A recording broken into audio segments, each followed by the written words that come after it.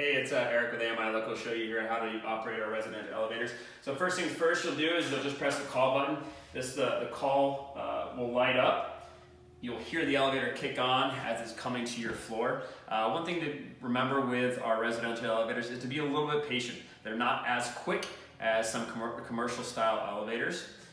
So you hear it as it comes to the floor. First thing you'll hear it unlock. And you'll see the call ring open. You open the door. What you see here is our safety gate that rides with the elevator. So you'll open this. Please don't slam this. So you'll open it, step onto the elevator. Once you're on the elevator, you will shut the door behind you. And then you will shut the gate behind you again. Do not slam it. And then you'll just press the floor you want to go to. You'll see we have a motion sensor in front of some of our elevators here.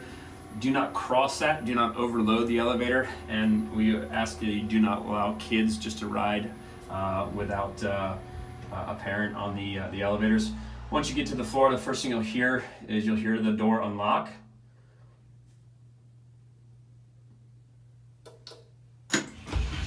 And then you can open the gate, open the door, step off the elevator. When you get off the elevator, it is imperative that you shut the gate behind you. Again, do not slam it, just shut the gate behind you securely, and then shut the door. That'll allow the next person to be able to call the elevator to the next floor and be able to operate it.